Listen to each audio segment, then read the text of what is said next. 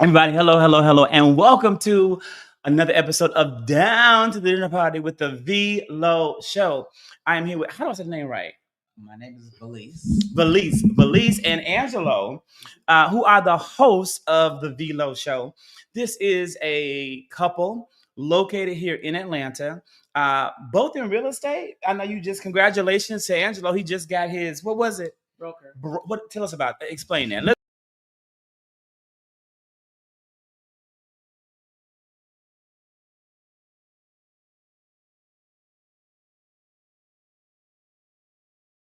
You're going. We're still going. So, and you just, cause I was trying to get the mic to make sure that we hear. Oh. Now, tell us, what does it mean? You got your broker. What does that mean? After I think it is 3 years of being licensed as an agent, you can go and apply to be a broker, which means you could just have agents under you.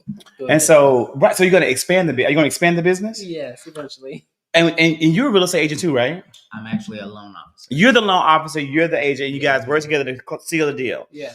Okay. And how is it working together? Like, what's that like? Seamless. It really is. We're best friends.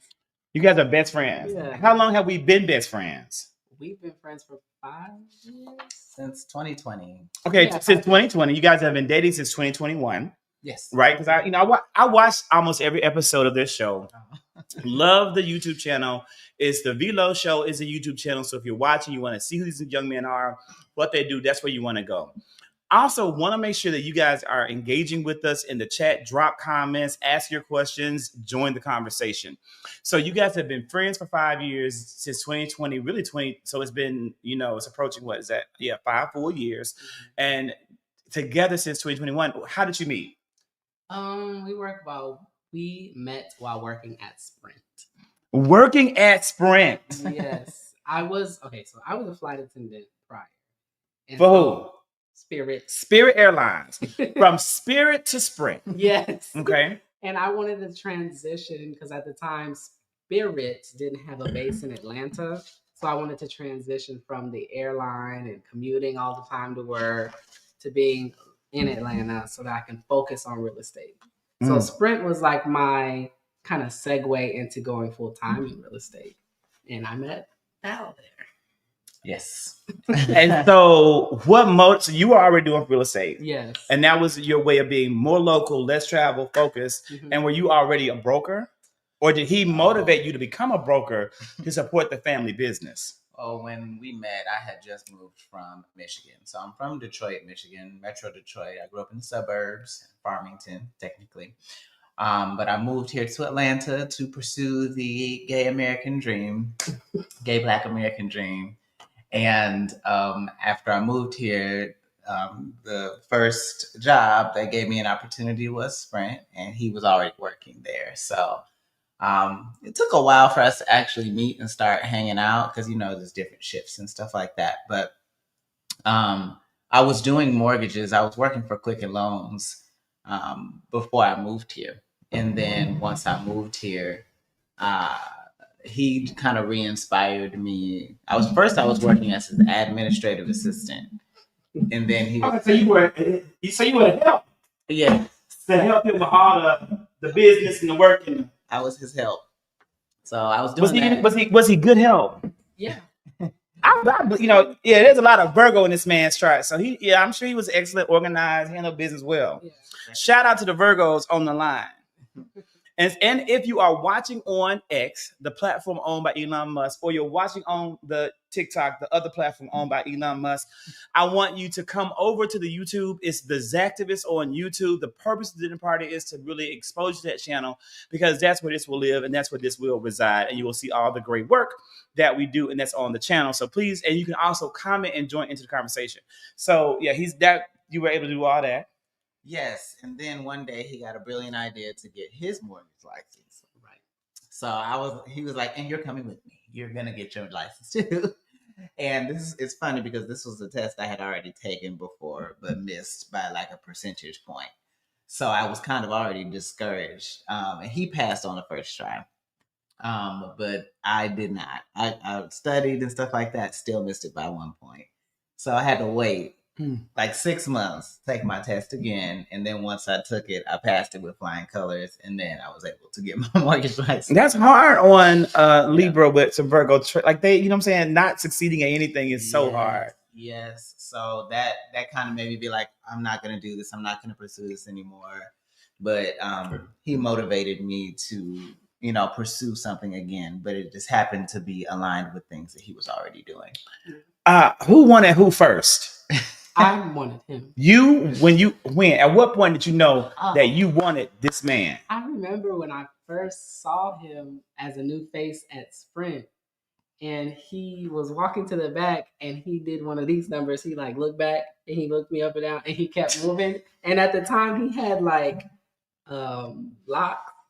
I had like two-strand twists. He had two-strand twists. Like, I was like, he looked flowing. He had a little waist. He's cute. And I was like, okay, I want that. And when I got to know him, then I was like, I really want that.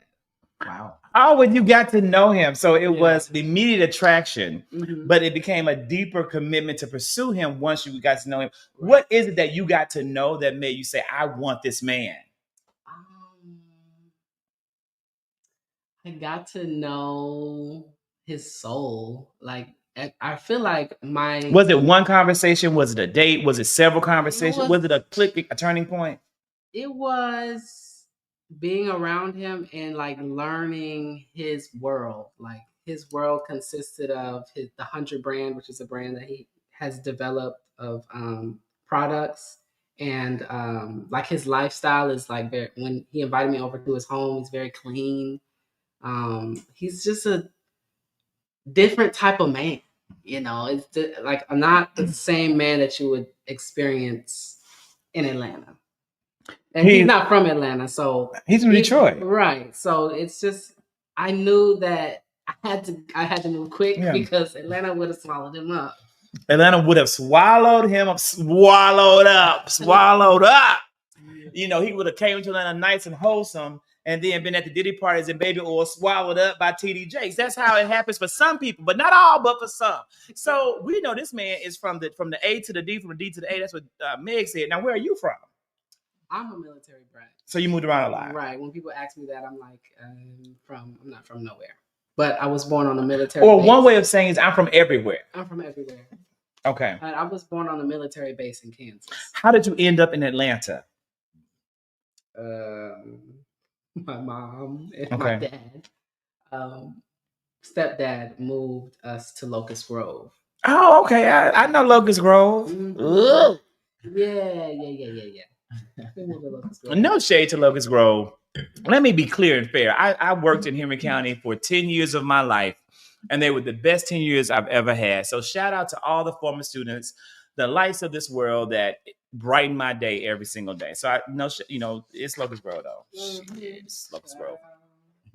And so your parents still live there? Yes. And your parents still live in Detroit? Correct. Yeah. Okay. And let me give credit to Detroit, the Detroit niggas. I have a good friend that I've met in this single, I've had 100 dates. I had 100 dates since being single. I've had 100 dates. And one of the best people that I've met is from Detroit. So shout out to that friend of mine, the fashion bully, who's become a good friend. And, reminds me to give him a call and check on him to make sure he's well and that he is doing okay. Mm-hmm. So what made you respond to his advances? Like, what is it about Angelo that made you say, you know what? I'm going to give this man a chance. Like he was saying, I had a brand, the 100 brand, that was an all-natural essential oil-based company.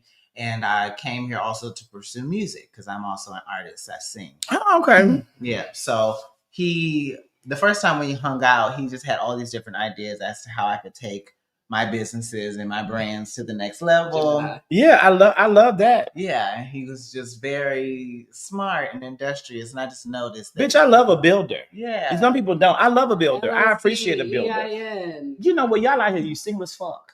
Get you a builder. You want to play games, get somebody who's going to build you up and who's going to contribute to the growth of your brand and who you are. So he saw that and he was like, I can see a way forward. And when you heard that, how did that make you feel? I was like, he's intelligent. He's smart. He is useful to me. And it was also just really easy. It was Mhm. easy to talk on the phone. We would talk on the phone often, FaceTime often. It was easy to get together, to hang out. He knew a lot of people. He had a lust for life. He liked doing things and going out. And I think it made sense for me, a person who was just coming here, to New to Atlanta. yeah, to attach myself to somebody who, you know, could show me the way. But who also seemed to genuinely like me and be a good person. So are you guys the same age? No. What are the age rank? Do y'all give your ages? Yeah. You don't have to. I'm saying you ain't gonna motherfucking know mine.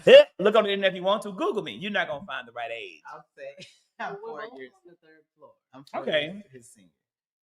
You're 4 years older. Mm-hmm. And so this younger man Yeah. gave you perspective and vision, and you like, yes, I'm going to connect myself to this man, and we're going to build a life together. Yes, he's wise beyond his years, and I'm like youthful for my age. Well, yeah, you So, agree? Yeah. It's kind of like we met in the middle there. Okay, Mm-hmm. and I think it's a good thing. So do you identify as a builder? Have you always been someone who contributed to, like, you know, relationships and people in your life in terms of helping them be better? Yeah. It's a talent. It's a calling. For me, I think it's a calling too. Like, it's very natural. It's very easy for me to be able to tell you these are things that you could do to enhance. I agree. But now, who builds you? He builds me in the ways where I'm unable to build myself. Yeah.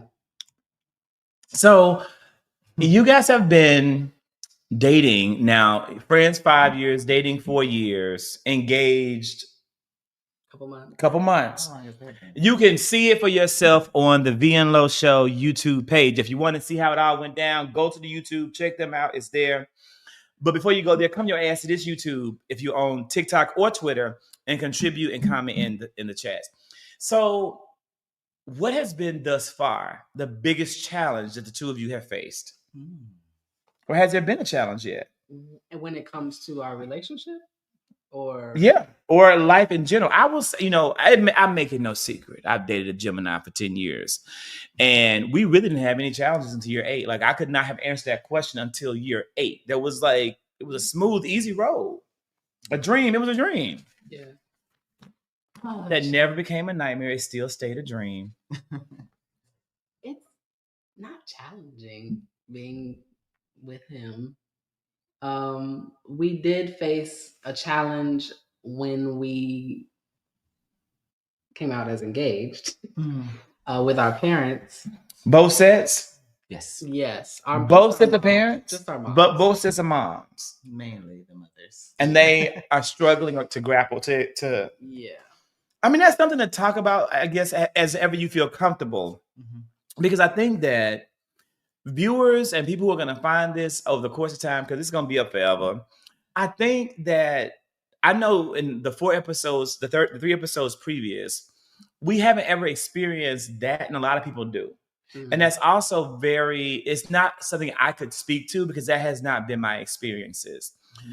To talk about family who challenges or pushes back against your choices on how you live your life, because my family would dare not do that.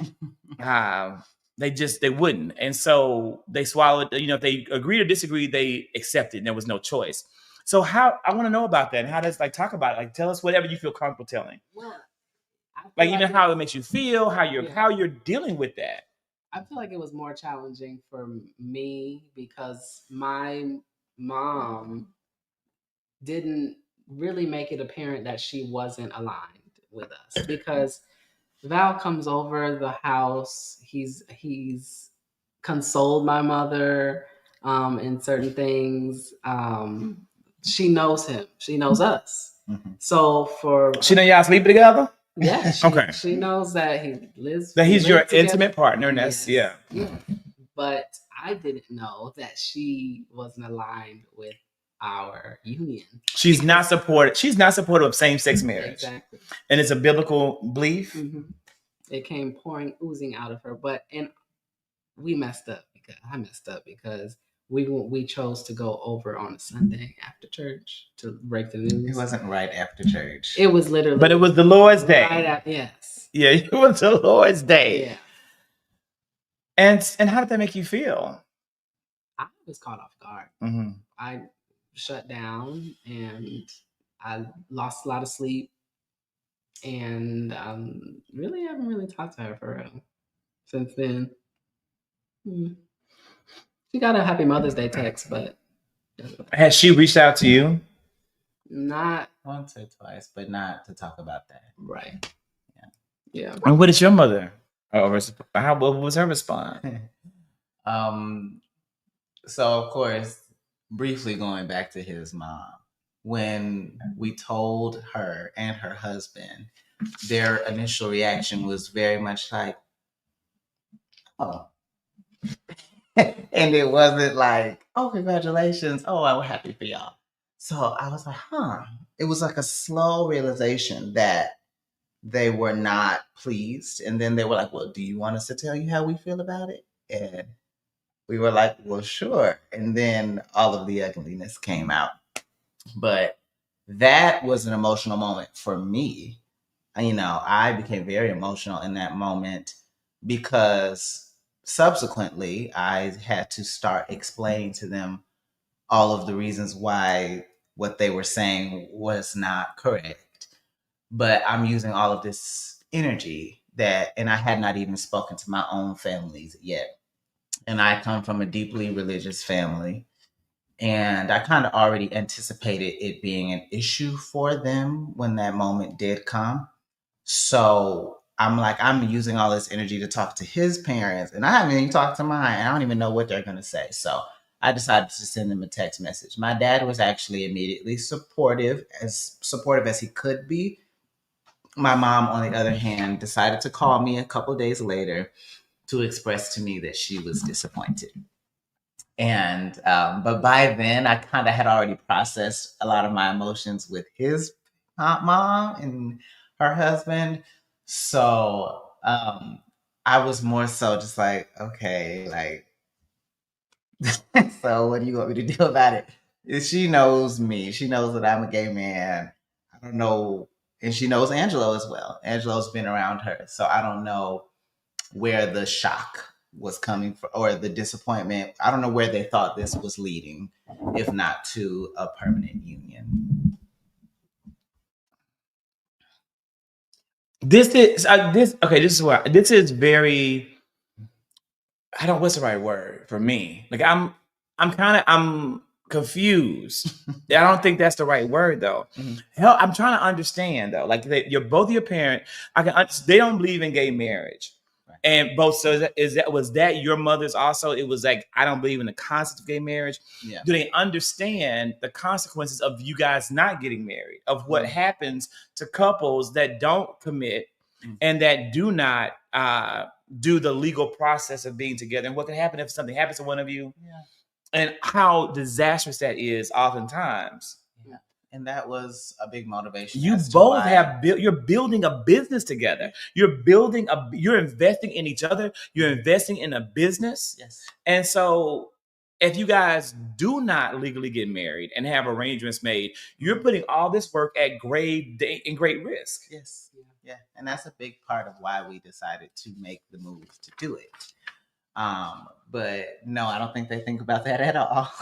And my mom, I think in general, this whole issue has always been rooted in a deep fear of spiritual implications of me being gay and now me being permanently like this, and there being no hope of her having me become delivered and meet some nice lady. Oh, so now this is the permanency of you are gay. Yeah. You are really gay. Yeah. Because now you're marrying a man. It ain't you just checking up with a little boyfriend, playing a game, sword fighting at night. This is the real deal. Y'all ain't just playing around. You really gay. Yeah. And she's having to grapple with that. She's having to work through that. Yes. They want grandkids. Yeah. I can't have grandkids. It's not at the forefront. I ain't telling nobody had no kids. I'm like, shit, live your life. It's not at the forefront of my mom's criticism by any means. Yeah. She has other sons that could potentially give her grandchildren. But you're the only child. But I think that she has a grandchild. I think that she was just more so trying to use the colloquialism of Adam and Eve versus Adam and Steve. But why? to So they validate understand her that other point. sins exist? Well, they do not. Under most Christian people's in their mind, no other sins do not. They're not really real sins because they can be fixed or changed. But people who are gay cannot be fixed or changed. They don't know how to fix them. So Okay. that's why it's the worst sin. That's why it's the worst sin. Mhm. Everything else you can stop. Mhm. You can quit your sinning ways, but that's a sin they don't know how to. That makes sense. I understand that. That is giving me some perspective. It's giving me perspective. And again, I think everyone has a different coming out story Mhm. that I think is a part of who they are.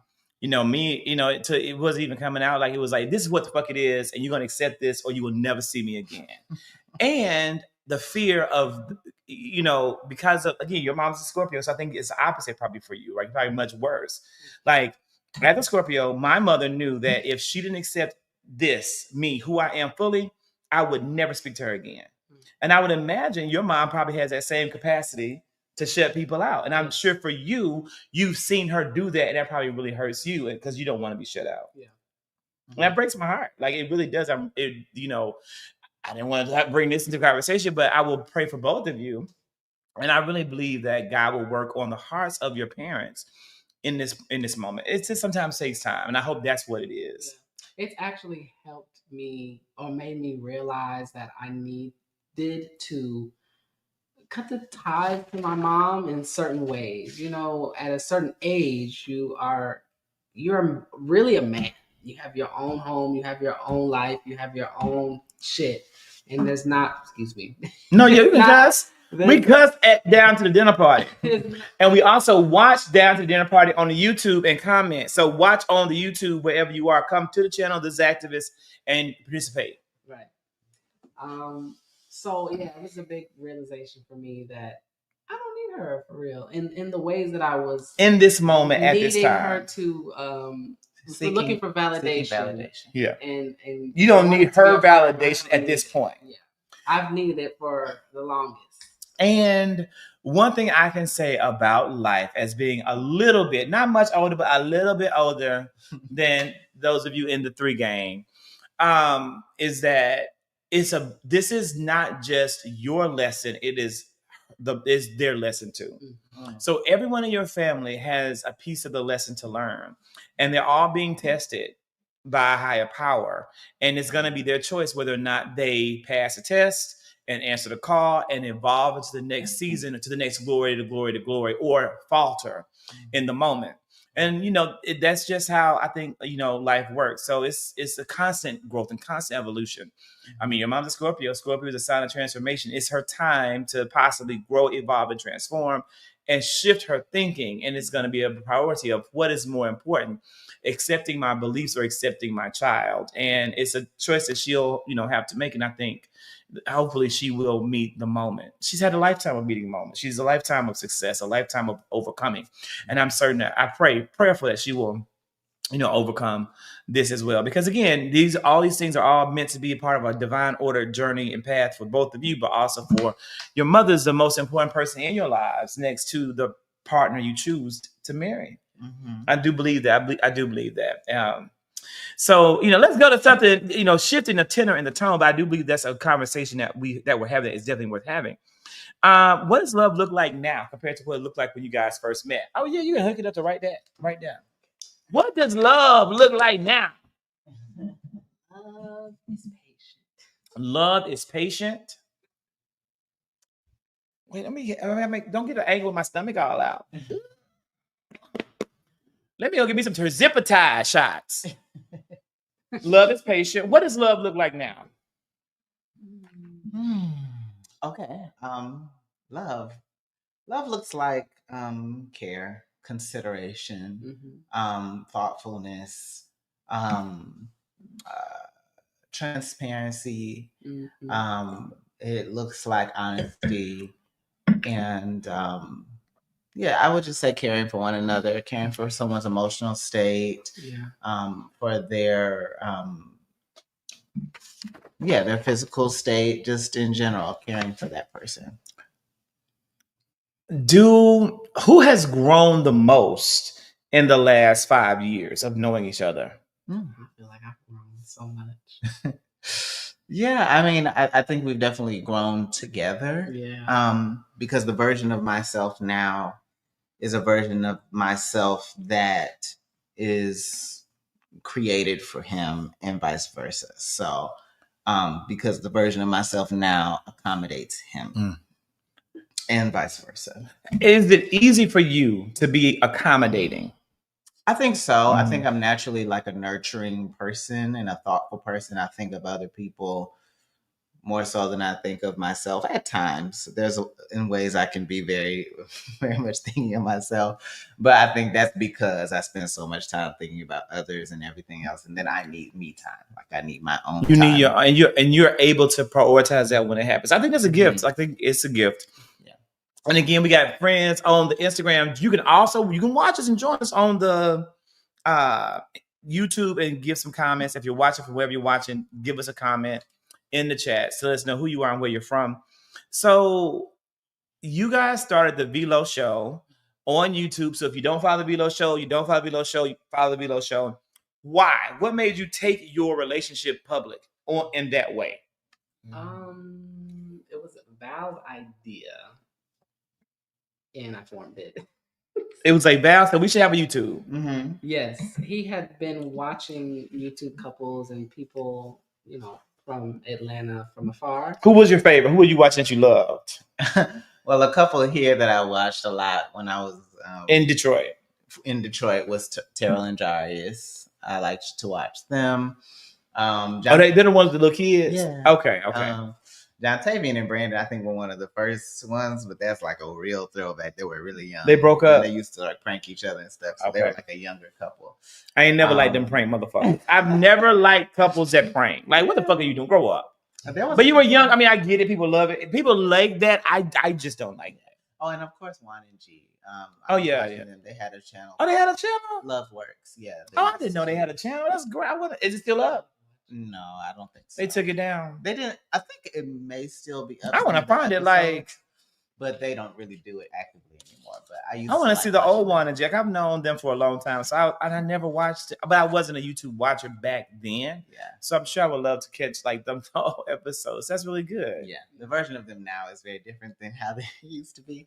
But they used to make content that was all about like gay Black love in the city of Atlanta. We need that. That's the whole point. That's what that is needed. That is missing in the sphere of in the Black gay ecosphere. That is missing. There's a lot of shit out there, but that is missing, and I think that is desperately needed. And so you guys have it. You're feeling that need in the moment, and so. What's the best thing about YouTubing together and the worst thing? The best thing about sharing your life and relationship on YouTube and the worst? The newfound family and community that we've garnered over a short period of time. We have like people that watch us faithfully. And as soon as I post it, you see them commenting. The comments are just, nice to see you. It's a long dissertation depending on what's happening. So like that camaraderie would be the best thing to have come from it. But the worst thing to have come from it is, having to do it consistently. Sometimes you don't want to have the camera in your face, but we like to force it sometimes. What do you do? What kind of camera do you guys use? You use one of those? You use like the little Osmo thing? The Osmo. And is it easy? I just bought one. It came today. Oh, good. So is it easy to use? It looks like it's some complicated shit. No, it's not complicated. It's just easy to use. No, it's pretty easy. Yeah. It looks like some complicated shit. Like I'm like, how's this little thing gonna work? I said, but I'll figure it out. But I went to a conference of content creators, and everybody had one. I'm like, how the fuck y'all got this and I don't have it? I'm getting you one now, and I got it. Well, it can be awkward sometimes recording in public, and when you have like a big old camera. But that is just a little bitty thing you carry in your pocket. It's more discreet, and it does it long style for YouTube. Yeah. That's what it does. Yeah. And you just vertical. You can do either one. Oh, okay. Well, I'm gonna figure it out. I'm gonna learn how to do it this weekend. I'm gonna build in some time for it. Who are your content models today? Who are you looking at in terms of like whether they're on YouTube or they're not a couple that's in the mainstream market? Who are your models now in terms of content as you build the VLO show? The Meet the Maslins have been a really big support system Mhm. for us. They're a couple, Mm-hmm. and I would say they're the couple that we kind of they're our friends. Yeah, they do a great job. It's Yeah, a great couple. Yeah, they're good channel. friends of ours. Yeah. But we love watching the Riss and Quan show. They're actually a heterosexual. Oh, which one is couple. who is it? Riss and Quan. They're like not a gay couple, but we love their And they're content. good. Yeah. I've never seen them. I'll look them up. They're like those. Their And they kids have are babies. like our nephews at this point. We love the kids. Yeah. I've never seen them. And I I'm love gonna check. De'Ara. Yeah. De'Ara as well. She's one of my favorite content She's the one creators. with the glasses. Yeah. But gay couples. What does De'Ara do? She was a part of a couples channel called Mm. the DK4L or Dear and Ken for Life. I heard of that. I have heard of it, but I don't know them. She's I kinda heard like of it. the It was queen of something they broke up for some reason or something. Yeah. I love Queen and Clarence. I don't watch them as much as we watch Riss and Quan, but I like those people's channels. And then but the Maslins, of course, Alex and Ricky, Tracy James. Those are our like content YouTube family. So we all like watch each other's content. Well, I have a long drive tomorrow, so I'll be checking out some of these channels and see if they good. Mm-hmm. And I'll report back and tell you like if it's good or not to my ass. As someone who doesn't like lots of content, I like their show, so that's why I'm like, let me bring them on.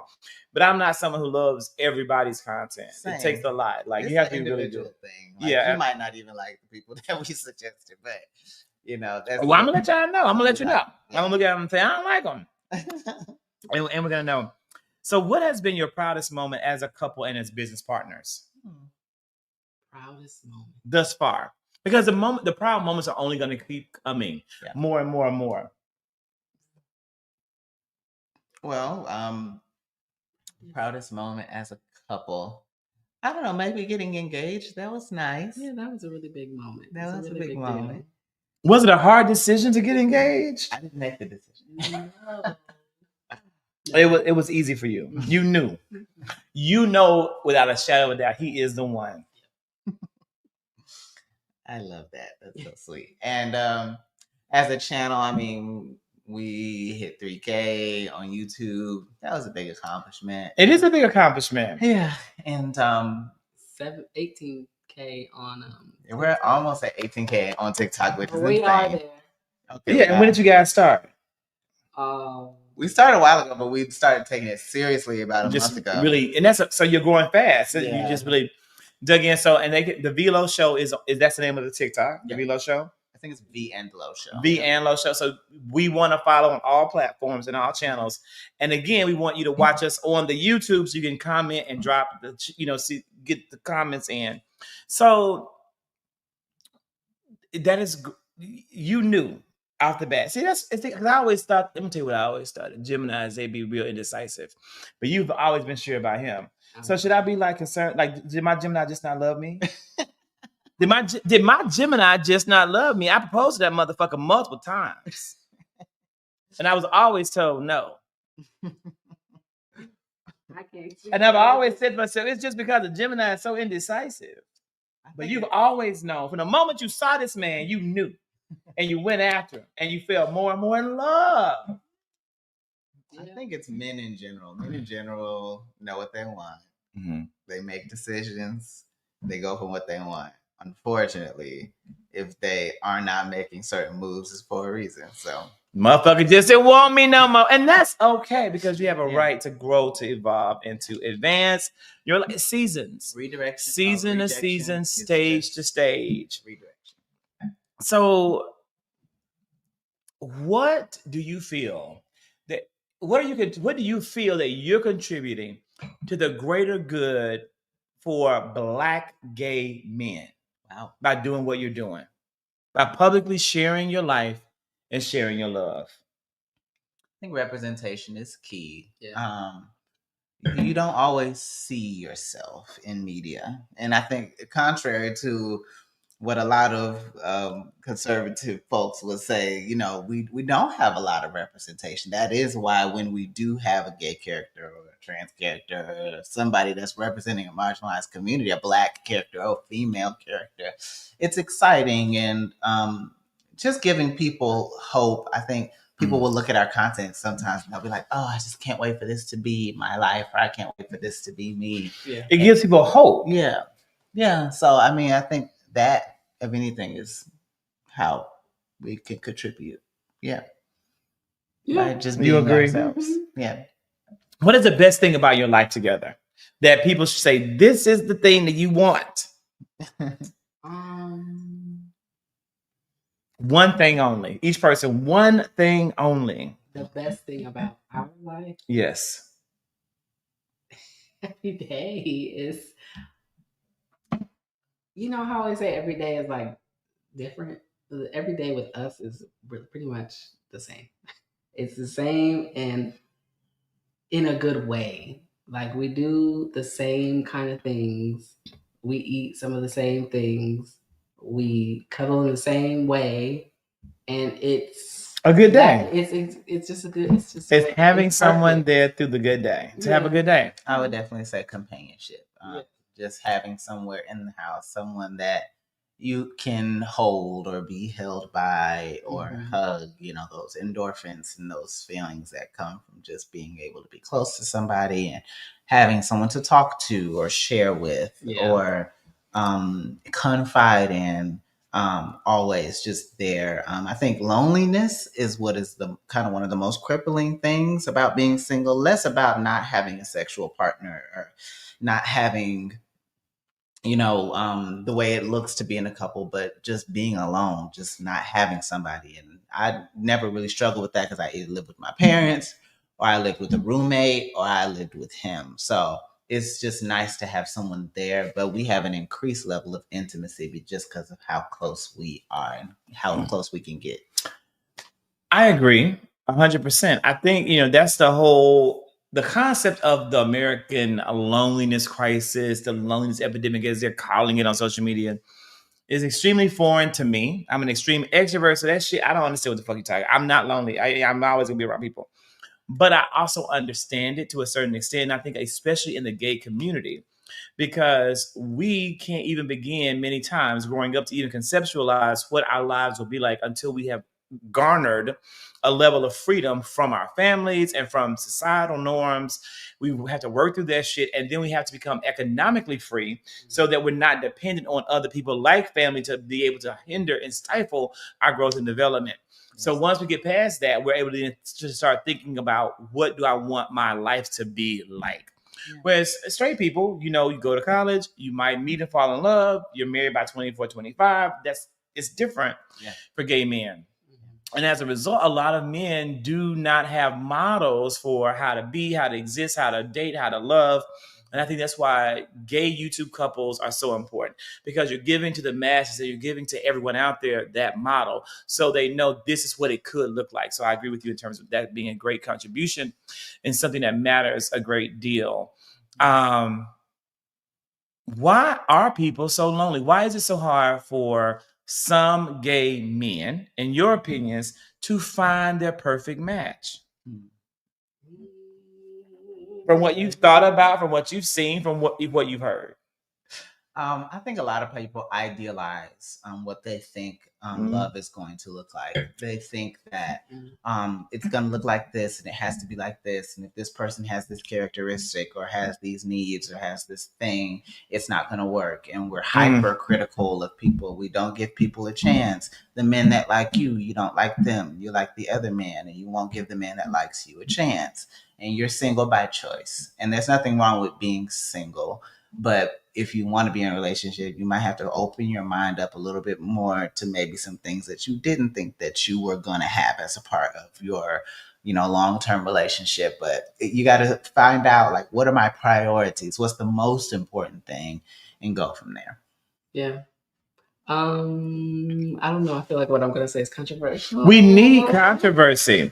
I feel like we need people need to hear it, because I promise you, one thing I have learned about life on the internet is that any controversial opinion you have is shared by so many people out there, and they're just waiting for someone to give voice to that thought. I think that sometimes gay people idealize heterosexual relationship. Yeah, they do. When the gay lifestyle can be different. We don't get pregnant by having sex with each other. We are men that need things, So I'm really speaking on monogamy versus, being in open relationships and that type of stuff. And so, right, being open-minded, I feel like there's opportunity there. There's an opportunity there. Well, I mean, I think women have needs too. I want to say, because I want more women to explore their sexuality and have every need they have met. Yes. And every itch you got, baby, scratch that motherfucking itch. I want to live in a world where women are fully empowered. So I believe that the men having needs is normalized across the board, whereas women having needs is suppressed. I want to see all of it being free. But I do agree that it is different. Now, how much different it should be, I think it depends on the couple and what you guys choose and how you choose to work through that. So we support open relationships. Yes, of course. What does that mean? I've not had anyone on the show that has talked about that. I wasn't gonna talk about it. I know I saw the episode. I saw the motherfucking episode. I was not going to talk about it. But what does that mean? Like, I mean, you don't talk about it. Don't put the motherfucking shit out there. What does it mean? There's a range of different types of open relationships. No, help me understand. So some open people who are open, they have other boyfriends, they have other lives, they live separately, they do a lot of different kind of stuff.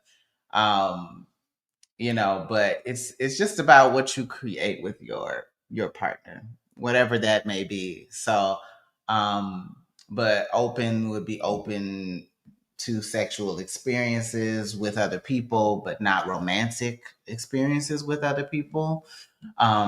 Not dating other people, but maybe if you need to, have a sexual experience that is in a safe consensual way, whether you're together or whether you're separate or whatever the case may be, that is it's just an option of different ways that a relationship can be. And you may be with someone that you cannot imagine sharing with another person, and that is not a situation in which you should be open. But if you can fathom that and you can stomach it and it's okay with you and you can live with that, then it may be something that you may be interested in looking into. This is a mess. Someone said, now we're talking. QSW. People do want to talk about it. I know. Let's talk about it. Mm-hmm. And I think I struggle to talk about it. This is, that's why I'm saying you motherfuckers know a lot, but you know nothing. That's why I feel like it's so hard to talk about these things. Single because they're not open to having these types of conversations. Because a large majority of gay men want open relationships. They want the open relationships. Well, that's the thing. I think part of gay culture is hedonism is, him and him and him and him. You know what I mean? And I want to have this experience. I want to go to a sex party. I want to go to this, that, and the other. I want to have sex, and I have this flavor at home. I have vanilla at home. I might want chocolate one day. One day I might want strawberry, I might want mint chocolate chip one day. I don't know. But that doesn't mean I'm not happy with my vanilla. Baby, I don't want no mint chocolate chip. Now, I'll take my vanilla chocolate and strawberry, but them chips, I don't want no chips in my mint. But it's like, I love my vanilla. It's my favorite flavor ever. Mm-hmm. It's the most compatible with me. It always tastes good. Smooth and sweet. Yeah. Sweet and smooth. It's like, well, every now and again I want something different. And so let me be a good Oprah and dig deeper because I owe it to my audience. So in your open relationship, the way that you guys have defined it for yourselves, is it defined to where if he wants to sleep with someone, he can sleep with that person and you will be fine with it? What are the rules? I guess that's question number one from Oprah. What are the rules? The rule to our open relationship is that each of us do not receive. Get penetrated by other men. So no one else can penetrate you, but you guys can penetrate anyone you want. Right. Within a safe way. Right. In a safe way, right? In a safe way within a So it has. When you say safe way, it has. What does that mean to you?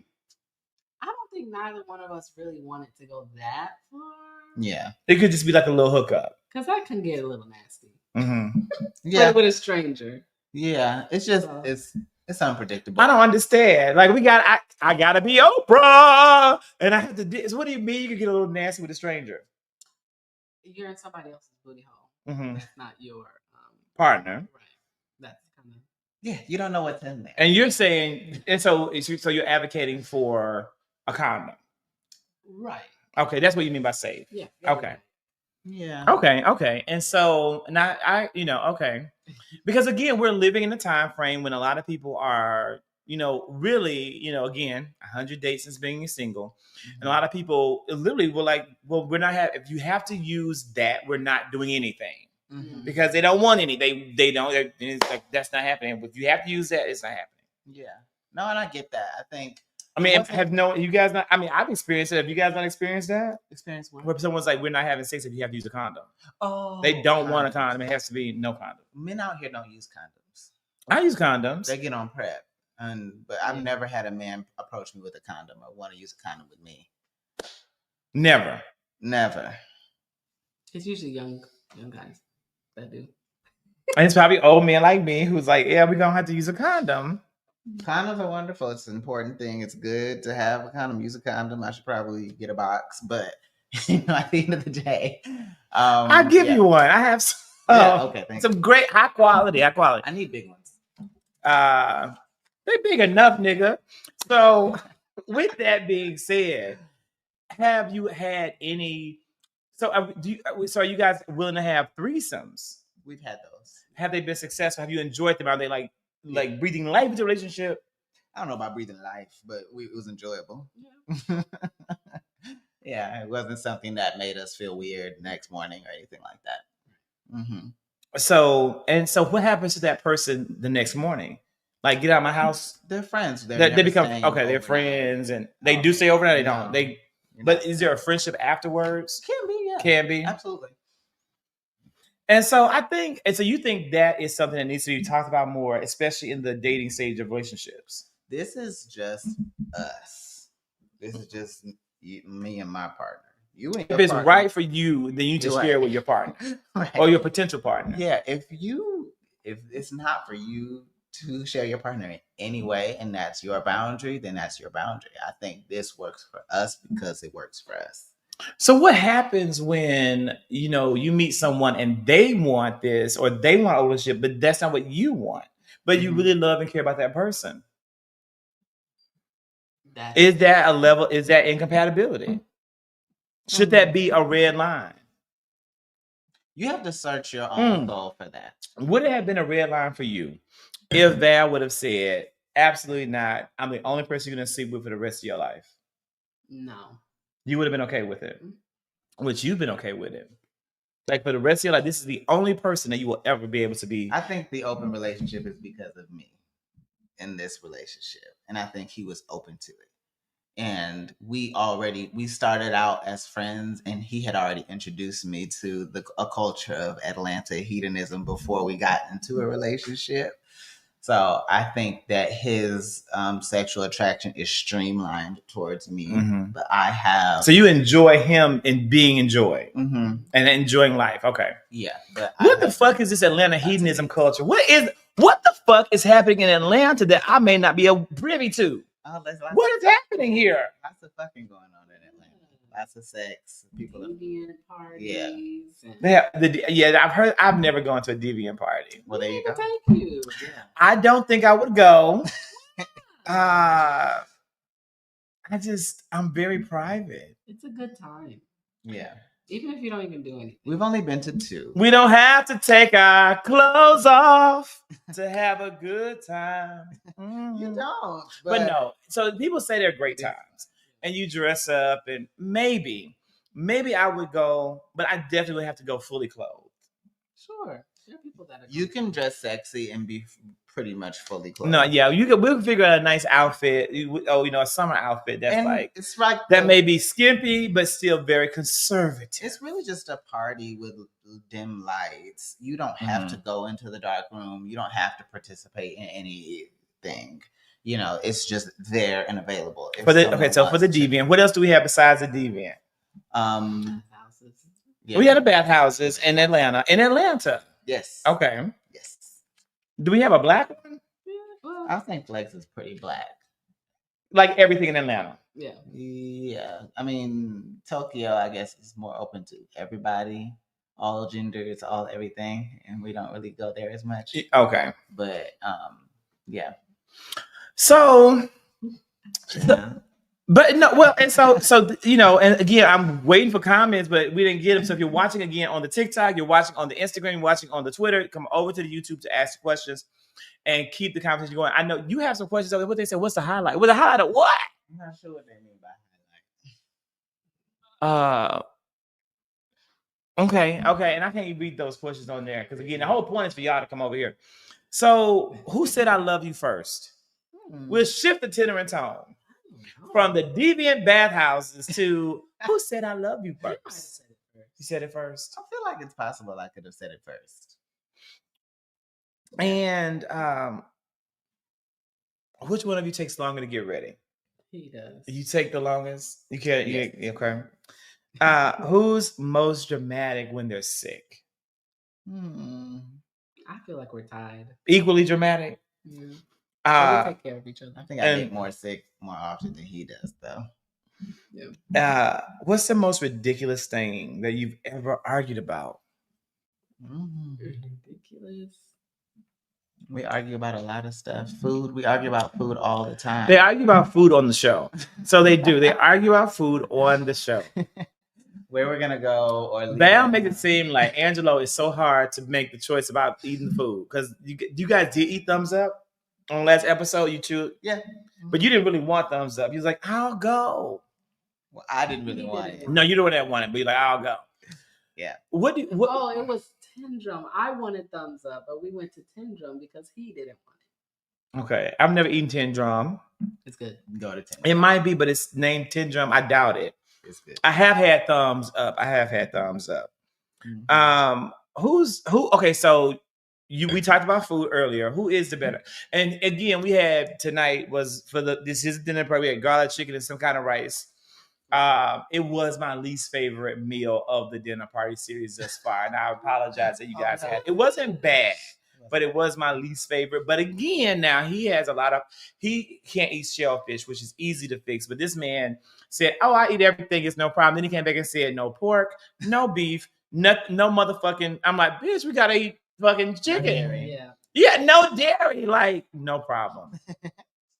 So the meal was very much suitable to my diet. It was, and that's what I want. The point is that the guests enjoyed the dinner party. That's the main thing. But I'm excited about hopefully next week's lasagna. So, but who is the better cook? Angelo. And what does Angelo cook for you that you love the most? The first thing that he made for me that really impressed me was stuffed chicken. And he made stuffed chicken. Stuffed chicken. I remember eating that like, whoo, this is a good man. I'm moving in. I live here now. It was that good. Yeah, he's good at that. He makes curry chicken, really good curry chicken. Oh wait, what the hell? How you gonna make curry chicken? My stepdad's Jamaican. Okay, stepdad's Jamaican, and you're Haitian roots for you. Puerto Rican. And Puerto Rican. Okay, I didn't know that. So that's where you can make the good curry chicken. I love good homemade curry chicken. My former in-laws are Guyanese, so they made delicious food. Whenever there's like a sauce or a marinade or something ethnic, it's hard to exotic, make. It's him. It's hard to make, and he just has that intuition and that gift. We were doing a segment of our show called Cooking and Conversations. Oh, bring it back. Yeah, bring it back. Bring it back. Because that leads to product placement. That leads to you getting brand deals. That leads to you writing and doing a cookbook. Because your fans will support it. We want to be there. We want to support. If your partner, Angela, were a cocktail, what cocktail would he be and why? If your partner were a cocktail, what cocktail would he be and why? He would be some sort of Grand Marnier Grand Marnier. cocktail. I'm gonna say a Hennessy margarita. And he would be a Hennessy margarita. I would be a Hennessy margarita. You could be a French Connection. You know, a French Connection. You know what? A French Connection back in the day, for those who don't know, used to be my favorite drink. When I was 35 years old, that I definitively remember my 35th birthday because my friends threw me a party. I'm a very relationship oriented person. So for the majority of my time in Atlanta, it's been spent in 3 different relationships. And that was right after one relationship had ended. And so my friends were like, we're going to have a birthday party. And everybody gave me the same gift, a bottle of Hennessy, which used to be my favorite drink. But I drank so much of it, now I can't stomach it.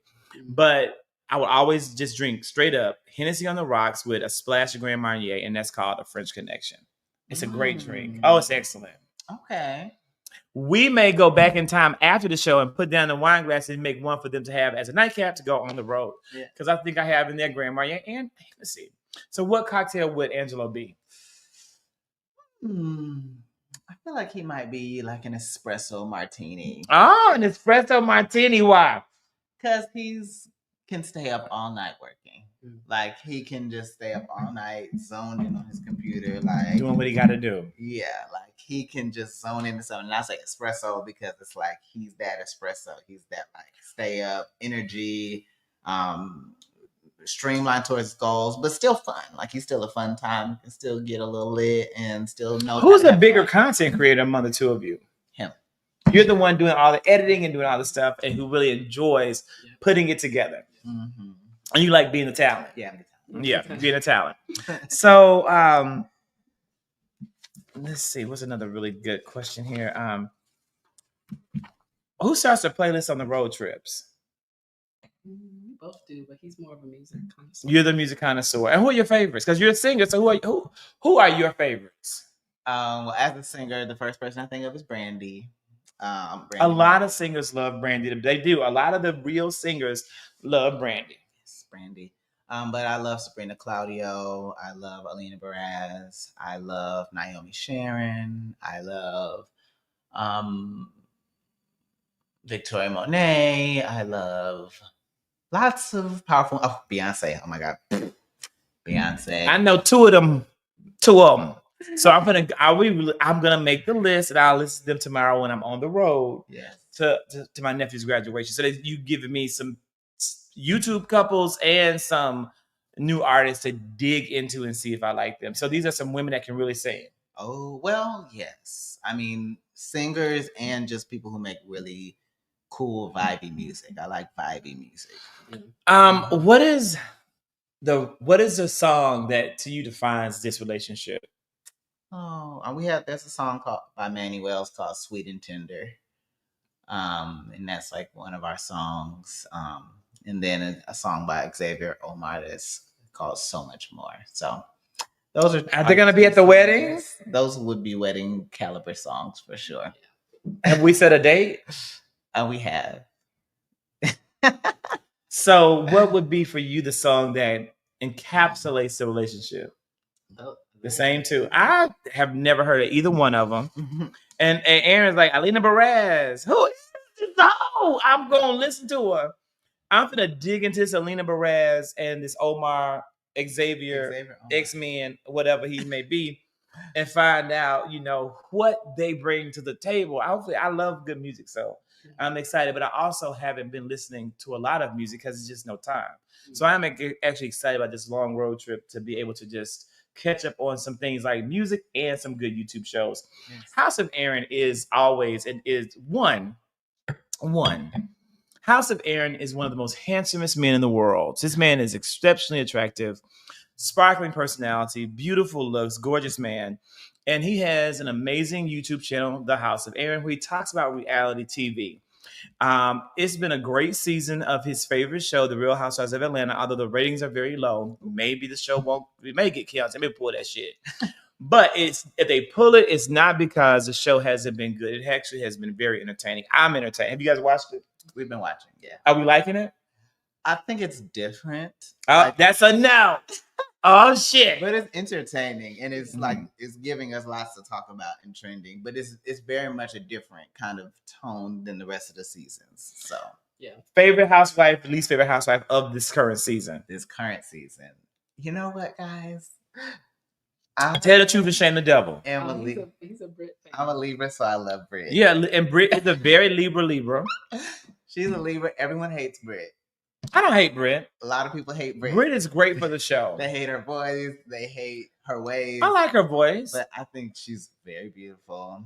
And she needs to control her temper. Yeah. She's Nicki coded. She must be Nicki. She has a lot of temper. There's a lot of weird, angry outbursts. But other than that, I think she's this cast is a great cast and must stay together. There's only one person on the show who shouldn't be on the show. Yeah. And that's Drew Sidor. Drew Sidor doesn't fit the show. Not saying Drew Sidor doesn't belong on something, but she just doesn't fit this particular cast. The rest of the cast is fine. Yeah. What about your favorite and least? Oh, that was your favorite. Yeah. Who's your least favorite? I would say what you said. Hey, Drew Sidor. I would agree, but I really don't like the way that Portia is behaving in this season either. And if Kenya was still on, it would be a Kenya issue as well. Yeah, it would be Kenya and Portia versus the team. Yeah, I didn't like the way that Kenya handled herself, which is upsetting because they're the OGs. But yeah, probably one of those three. Your favorite? I agree with you with Drew though. I'm liking the lady with the African husband, Shamia. Oh, Shamia, yeah, everyone, yeah. Her life is just a flex. Yes. Yeah, it's cute. Least favorite. I was about to say Quad. I'm married to that. Just like a Gemini, baby. Just like a Gemini. I be getting the shit confused when they watch. They just be sitting there watching and move that little thing. So because before TikTok play the game, TikTok, you always playing fucking games. I hate you so much, TikTok. But I love the people. I love the people watching. But it's the platform. You TikTok platform. Stop playing games. You know damn well ain't nobody just faking bots and shit. So here's a pushback. I actually love Portia for what she's doing on the show. Because Portia is the villain that has to be put in place. And they probably planned this out by production and been like, bitch, you finna be the villain. You and Shamia, you're finna fall out. It's gonna create a lot of controversy. It's gonna catapult Shamia to being a real powerful force in the Bravo universe. And this is how we have to do it. And she's like, because Portia's always been this one character. Let's have you come back and be the villain now. Especially when Kenya left. Someone had to be that villain. Yeah. And I don't think they thought Britt Eady would be the villain. I think they thought the world would sympathize with Britt Eady and be like, oh, we feel so bad for Britt Eady because big dicks were exposed in her mouth. But the reality is we hate her. Many people do hate her. I don't hate her, but many people do. And Portia seems like overkill. So I think that was the plan. But I do see kind of like someone has to step up. And I feel like Portia pretty much is seeing the production and Bravo saw her as a driving force of the show. And don't get me wrong, I love Portia Williams. I love Kenya Moore. I think they're Has Portia not been who she always has been? Is she really acting different? No. Or are we just seeing it different because there's no one else to take away from it? In the other seasons, you had other characters who was doing shit, where some of the shit that Portia was doing and saying, it wasn't as blatantly obvious. Yeah. I think that Portia has her own personality. I feel like she's a little feral right now because she's kind of backed into a corner because she can't film in her house. She doesn't have a marriage right now. There's lots of things that she doesn't have, and she's behaving in a way that isn't in her fullness. And I think that's what's not like making me not like her. Making her be unlikable. Okay. Not necessarily not liking her in general, but I just don't like even the way that people hate her. Like she's getting her ass handed to her on social media. With Shamia, that's one of your long-standing friends, and I just don't think she's being. I just can't believe that that's real. Well, I but it could be. But me it's too. long term. It's like it's no. I think the friendship is real. I'm saying I can't believe that what I want to believe is that they're arguing. I want to believe that Portia's mistreatment of Shamia is being manufactured by the show. That's what I want to believe. I just can't believe Portia will act like that. Because of her not coming to the wedding and her with the song and her with, just like a lot of different stuff. Well, Shamia has always been there for her, but she hasn't been there for Shamia. Yeah, it's I know. Kind of well documented. There's montages on TikTok and stuff. If you want to I've seen it. I feel bad. Portia, you might be on your way out, girl. I hate to tell you, but it's good. I mean, I know you're right. I think that's a good point. I mean, I can't lie. It's unfortunate. I mean, jealousy is a real thing. And sometimes I think, Shamia, She has a lot of the things that Portia would have liked for her life to be like. When Portia came on, she was a Stepford wife. She was like perfect wife. And I think she wanted to maintain that image. And I love, freaking frack Portia. I love like free Portia, twerking Portia. I think that's fantastic and super fun. But I think she wanted a more traditional life, or to by the nature of who she is. Yeah. And she doesn't have it. And she may not be getting, and she may be realizing now you're not going to get it. Right. And it's traumatic going through multiple divorces and all these failed relationships and stuff over time, and having to always put on a brave face. So I think that she's struggling. That's a great insight. And many people do associate their worth to their relationship. That's a part of how it goes. Yeah. Who's most likely to cry? Who's more likely to cry during a sad movie? I'm a crybaby. Last movie or TV show that made you cry? Ooh. Or TikTok?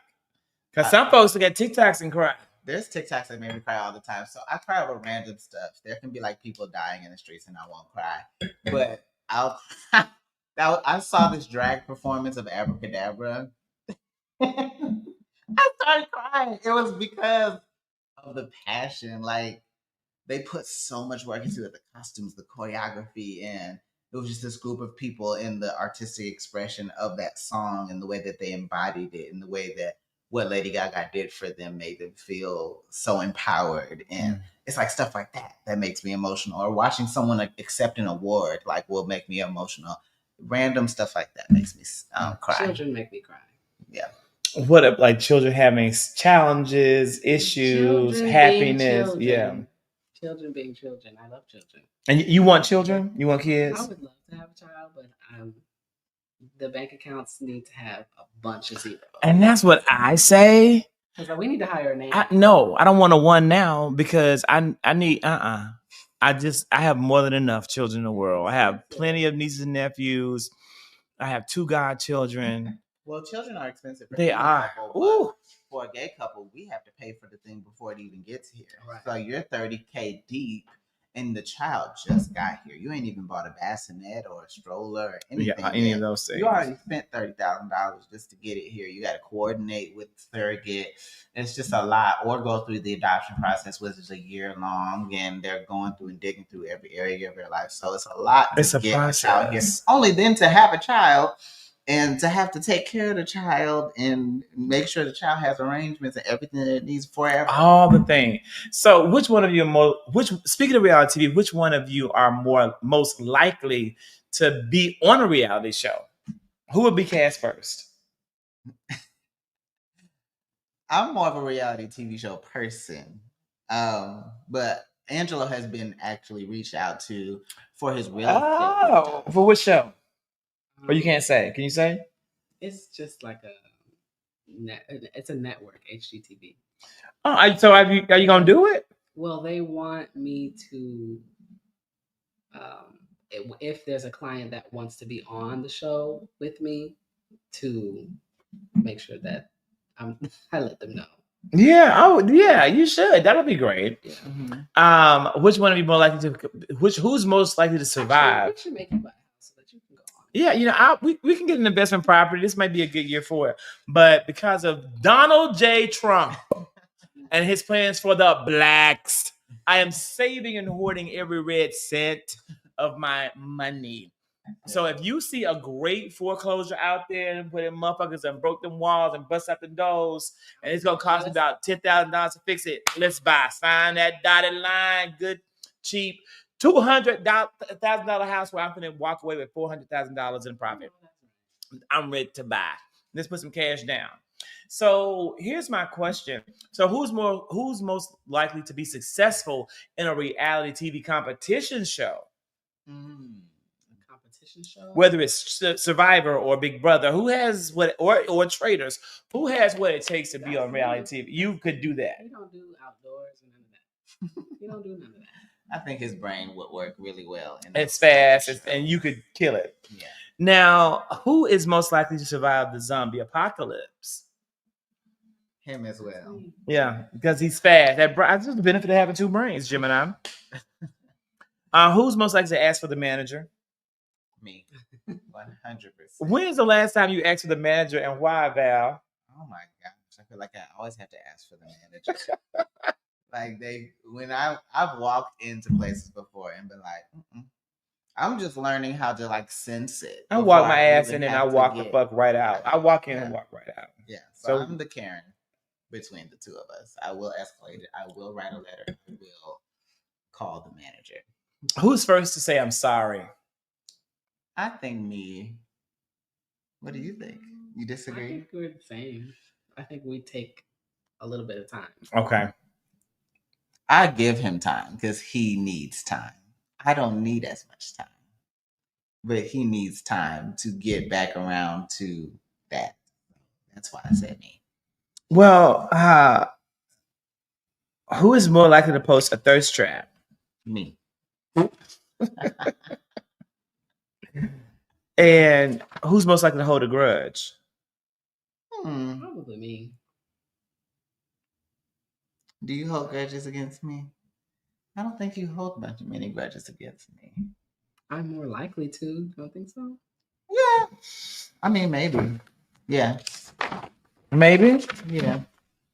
So the last question is, what is the one? There's a final question. This isn't the final question, but this is the final question before we go into the gifts that we have for tonight's guest.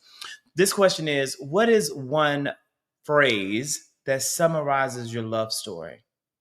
The one phrase that summarizes your love story. Phrase.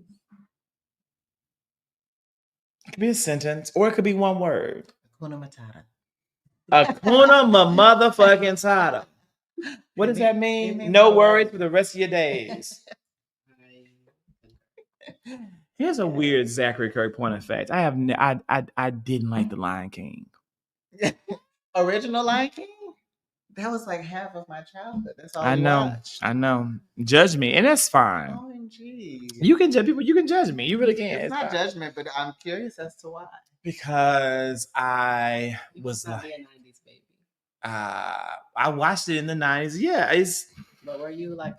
I was like, it's just too much hoopla over this fucking movie. I was like, it's good, but it's not that good. It wasn't. But if you, I identified a lot. I hate to say, I identified a lot more with Little Mermaid, which came out right before The Lion King. You know what? I heard from my older cousins that I was running around with a rag on my head, thinking I was Ariel. Yeah, I identified with and that. My parents burned up that the rag, that VHS. They would not allow me to watch Little Mermaid and many like female princess Disney movies. They got rid of all of those, so I only got to watch Lion King, Aladdin, other things like that. I identify with Ariel not belonging in a space, you know, and it just resonated with me as a child. Like I knew that I was not going to belong, and I resonated.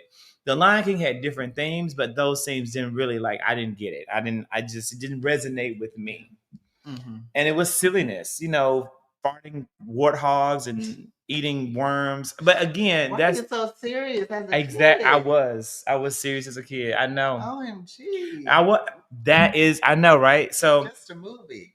It was, but that's how I evaluated. You were too young to be that critical. I was absolutely that critical as a child. I was a thinking kid. And hence my ass was a fucking under the sea motherfucker. Because who could relate to this weird ass kid?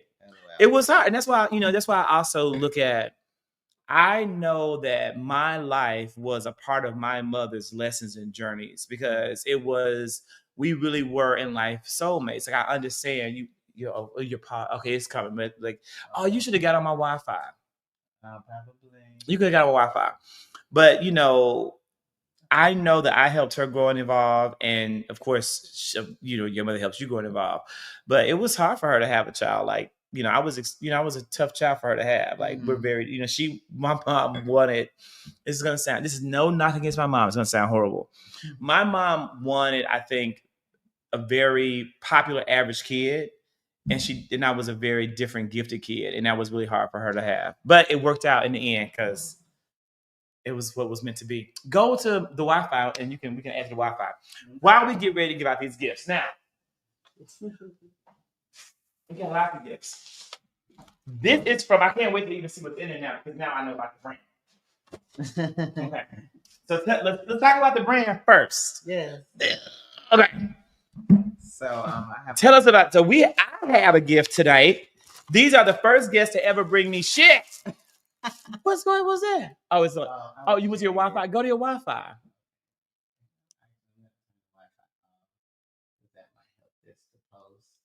Oh, okay. It's never post. But if you go to Wi-Fi, maybe then we'll post. It's okay. Okay.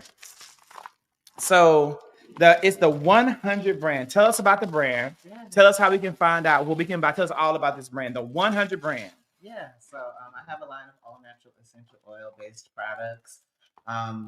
And they come in the form of a mist, a roll-on, and what I call a souffle, which is like a body butter.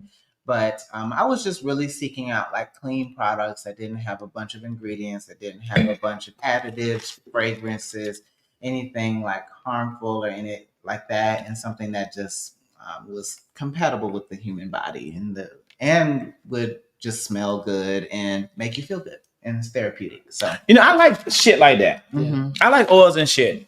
So what is the value? Tell people, because people don't know about essential oils. Tell us why do we care about essential oils? Well, essential oils have like multiple like healing different type of properties. So, your ass got a headache. Yeah. Smell some shit. Yeah. It's like natural antidepressant, natural, antispasmodic.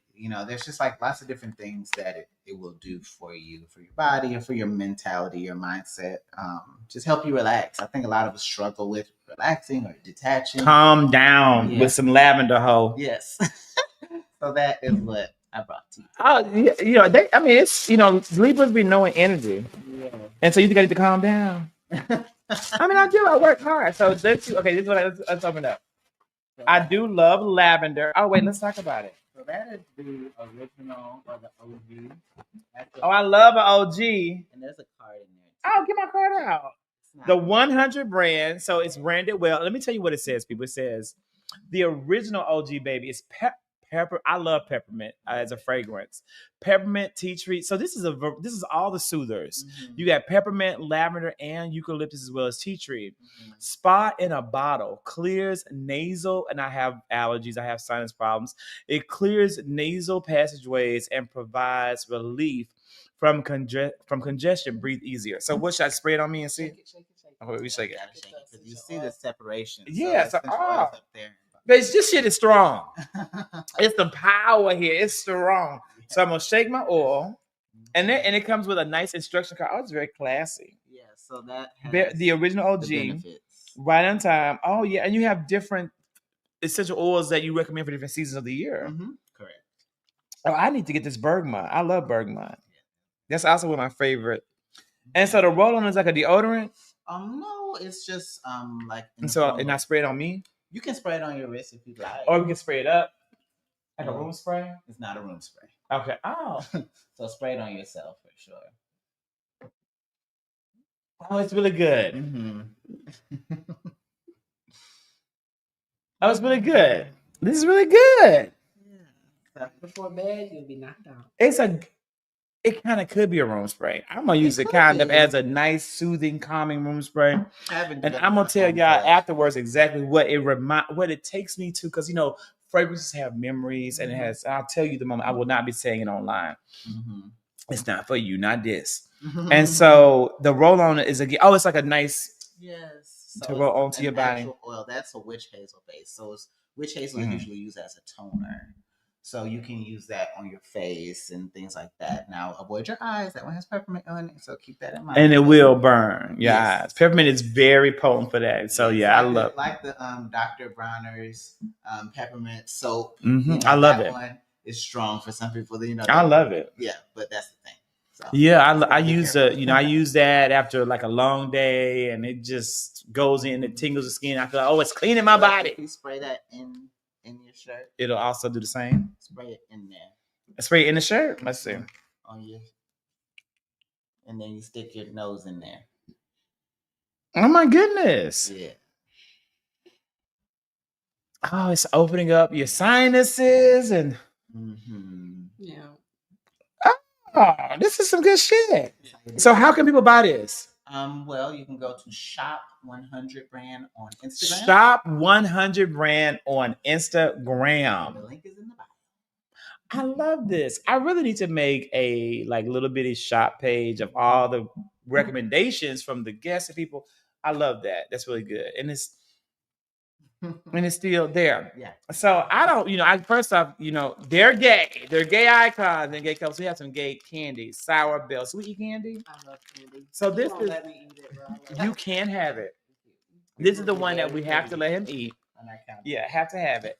And also, this man has a birthday coming up. Gemini season's right around the corner. And so I have another Gemini's about share for him. We have some birthday cake from Williams Sonoma chocolate box. Now, I fell in love with the chocolate box at Williams Sonoma during Christmas because there was a girl on TikTok talking about how great the chocolate bar was for Christmas. So I actually get every season. So they had a chocolate bar for Christmas, one for Valentine's, one for Easter, and this is the one for the summer. Wow. So it just so happens Gemini season. Now, I see them eating out all the damn time. But I'm like, they need to learn how to cook at home. So I assume y'all didn't cook. But now we know that they do cook, but you need to cook more. So you need to take this Cooking for Two, the complete cookbook. So and here's the thing. One thing, me too. Just go ahead. I know you're gonna cook. You're gonna do the cooking right. I know. But being fair, here's the reality. One thing I've learned is that when I cook way too much food because I'm used to cooking for like lots of people. So I'm like, this will be a great book because I just know how to cook smaller meals for like smaller portions. So I went through and I was like, this is probably the right cookbook. But this is to me the big main gift. Balmori is so this is one of my frat brothers brought this to my attention. And he sent me a Balmori candle. He said, I really want to, give you this. You're working so hard. You're doing so many things in the community. I want you to have one of our candles. So he and his partner own this company. And I'm like, okay, here's my address. Send me the candle. What's unfortunate about me is that I get stuff order stuff from Amazon all the time. And the boxes will pile up. But if people are coming to my house, I take all the boxes and I put them in the basement to get them out of the way. Uh-huh. So this Balmori candle sat there in the basement for months, probably for a lot of months. And so I finally started to clear out the boxes, and then I opened my Balmori candle. Let me go and get my candle. So you guys can smell the candle and see what you think. Because that's what you think and say, how is your candle? Okay. But I want this to be fine. This is so sweet. And burn the candle on a romantic night. Okay. So when I have my 101 date or 273rd to hook up, okay, we decide something special. So this is the candle. This Balmori candle is very elegant. Mm-hmm. I was like, this is some shit. This is really nice. Mm-hmm. And the candle came sealed at the top. So I had to unseal it, and I opened it up, and I smelled it. Mm-hmm. What is the profile? So what do you get? What are the notes? What do you sense? Let me smell it again. I know, right? I know, right? First off, one word to describe this candle. I think it's spicy. You smell some spice? Yeah.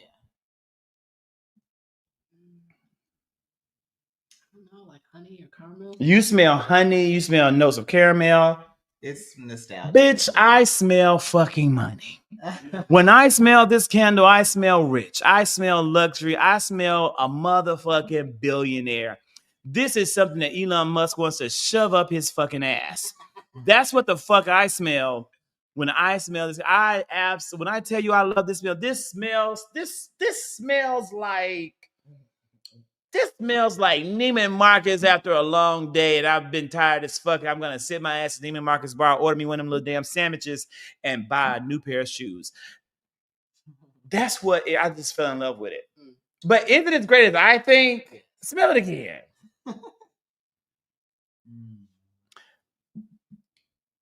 Yeah. I will not tell you here how much the candle retails for, but I fell in love and I had to get you this candle. I'll tell you guys afterwards, but I had to give you guys one of these candles. So I met my frat brother and his partner for what should have been a nice lunch meeting, but I had an emergency at work. So I actually ran down, picked up this ordered my food and rushed back for an urgent meeting. But I think you're going to love it. I'm saving mine for a special night. I think you guys should save it for a special night. What's the name of the couple again? Tim and his husband. Oh, okay.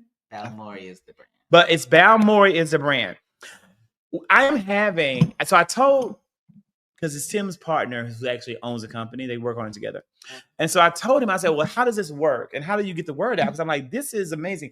And I think, part of it was sending my ass a candle to get the word out. And here my ass been sitting on this fucking candle. I feel so bad. I feel very guilty. For 8 months, I've had this candle and didn't do anything with it. And I'm like, if I had this should have been Christmas gifts. This should have been birthday gifts. This is a great gift. I love this. I genuinely love this. So I told him, let's have a candle event, because he also explained to me about like wicks and how to treat your candle, how to save your candle, preserve your candle. I didn't know you should the max burning time for a candle should be 4 hours at a time. Then you stop burning your candle. It's a slow burn. This is a slow burning soy candle. And then you should have like a little wick thing. Cut the wick, start fresh. Don't have sit in your candle. All that shit. I don't know that shit. So he is going to have a candle event. So we're going to decide we're going to have it like an event, or I'm going to have it at my house, because I rarely have things at the house with large groups of people. But I'm thinking I might do it at my house and let him bring out whatever stuff they have that whatever they retail on their like website. So you order on their website, Balmori. I think the website is balmori.com, but I'm like, just show me what you got in stock. And that's what we have. So I will be inviting to the candle party, wherever it's going to be. And I really would like to have the candle party like in June, just because it's Gay Pride Month and it's Juneteenth. So I want to have like it around that time, because I'm thinking, what am I going to do for Juneteenth? I thought about having like an event and shit. You can come and sing if I have like an event, but we're going to have something. So that's a big gift. Thank you so much. Yeah, so I want to ask the last question. Before I ask the last question, you guys have any questions for me? I asked a lot of questions. What are some questions that you think the people in this world need to know? For you. Right. What are some things that people need to know about me that they don't know? Or that you want to know? What made you want to step into this space of creating content, platforming different things, and how does it make you feel to do it? So I started making content because of the disinformation that's out there. I was an educator for 17 years, and in 2019, I left education in the public sector to go into the for-profit sector, different from nonprofit to for-profit. So now I'm in a different position where I'm working for a company and I do educational tech sales, but it's still very much where my educational background comes into play, because I'm still partnering with school systems to talk about what resources align to their goals and their needs. But with that, I'm not working and using my brain in the same way to actually be of service to people, to educate. So for me, content creation, the type of content I create, is a way of educating people, especially in the battle against disinformation that we're losing every single day.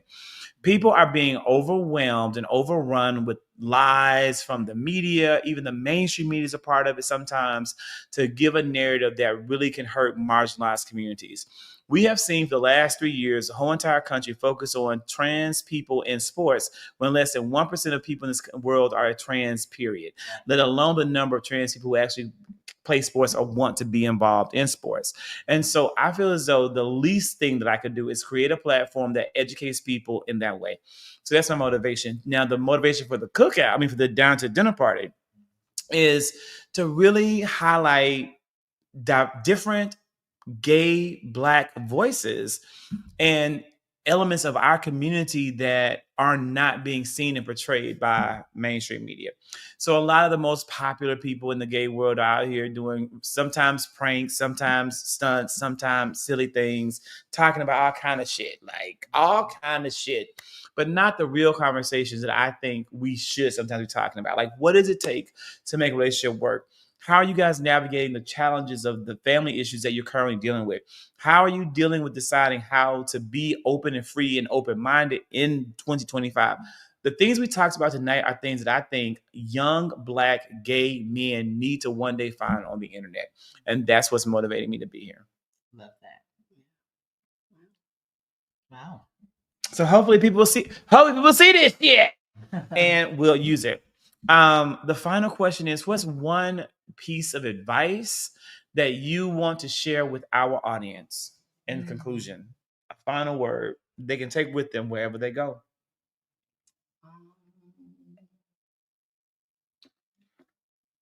Never stop dreaming. Never stop dreaming. Dream again. Dream again. If you have stopped, bitch, dream again. Yeah. Sit your ass down and re-envision what it could be. Yeah. And you can fucking do it. Well, how can they do it? Well, I feel like I'm living a dream, like living my dreams out. And you just get back to that childlike place. Don't leave it. Don't let it leave you. Don't let it leave you. I'm really more so saying don't forget about the child in you. You know, because you're going to be an adult. You're going to have adult things come up. You're going to be an adult. You are an adult. But once in a while, you know, take some time and dream. And dream. Yeah. So you can dream up. And I'm going to also say something cliche. And you think cliche? I will say be yourself. Be yourself. I think the world is needing authenticity right now. A lot of people want real personalities. They want real people. They want real talk. They want real experiences. That's why it's like, if we are going through something, I want us to talk about it, you know, on our platform. So on the V and Low show, on our platforms we follow. Yeah. So I don't think that you should shy away from the truth about who you are in any way. I think you need to find a way to be that and find your community, even if it's people on the internet, across the world. There are people out there that think like you, that look up to you, that will be able to benefit from the things that you have to say. So don't be afraid to put your true self out there to find your real tribe. To find your real tribe, to find the place where you belong. And you won't find your real tribe if you're not real. Yeah. And how you present and what you present to the world. I want to say thank you to both of these men and thank you guys for joining us. And I can't wait to see you again next week down to the dinner party. Oh, yeah. And that's a wrap. That I think we look at end stream. It's wrapping.